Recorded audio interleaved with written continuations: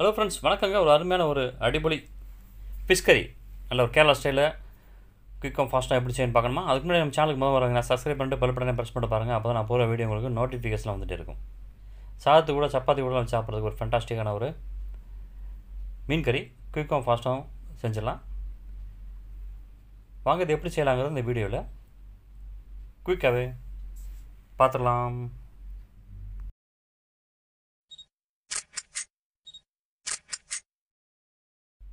அதுக்கு என்ன பண்ணுறீங்கன்னா, அந்த மாதிரி கடாயில் 2-3 டேபிள் ஸ்பூன் எண்ணெய் சேர்த்து நல்லா ஹீட் பண்ணுங்கள்.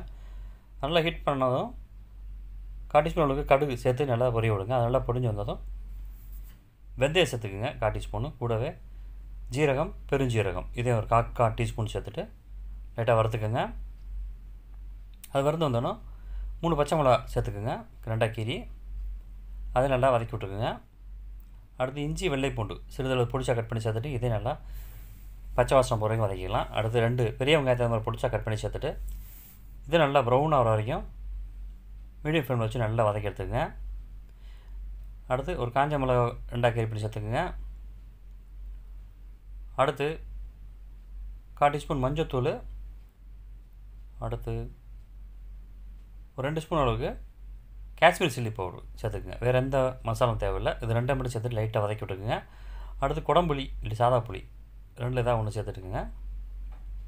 இதுக்கு தேவையான அளவு தண்ணி சேர்த்துக்கலாம். சேர்த்துட்டு நல்லா மிக்ஸ் பண்ணிவிட்டு கொதிக்க விடுங்க.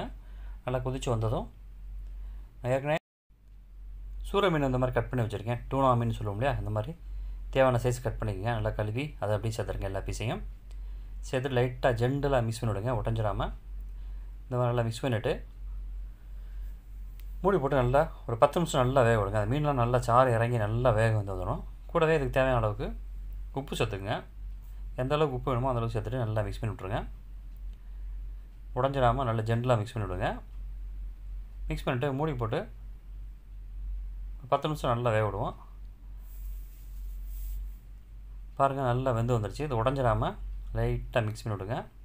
அவ்வளோதாங்க, சூப்பரான எல்லோரும் செய்கிற மாதிரி ஒரு அடிப்பொலி மீன் கறி கேரளா ஸ்டைலில் சூப்பராக அடியாச்சுங்க.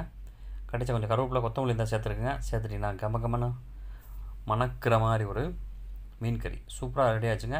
இதே மாதிரி எல்லாம் பண்ணி பாருங்கள். இந்த வீடியோ பிடிச்சினா நம்ம சேனலில் சப்ஸ்கிரைப் பண்ணிட்டு பெல் பட்டனை ப்ரெஸ் பண்ணிக்கோங்க. Mister Vijayan bro channel. இந்த வீடியோ பிடிச்சினா உங்கள் ஃப்ரெண்ட்ஸுக்கு எல்லாருக்கும் ஷேர் பண்ணுங்கள். குயிக்காக செஞ்சிடலாம். சாதத்து கூட சப்பாத்தி கூட செய்கிறதுக்கு ஃபண்டாஸ்டிக்காக இருக்கும். இந்த எப்படி சேனலை சப்ஸ்கிரைப் பண்ணிங்க, பெல் பட்டனை ப்ரெஸ் பண்ணிங்கன்னா போகிற வீடியோங்களுக்கு நோட்டிஃபிகேஷன் வந்துட்டுருக்கும். தொடர்ந்து வீடியோ பார்க்குறது நம்ம சேனலை பாருங்கள், சப்போர்ட் பண்ணுங்கள். தேங்க்யூ ஃபார் வாட்சிங். நன்றி, வணக்கம்.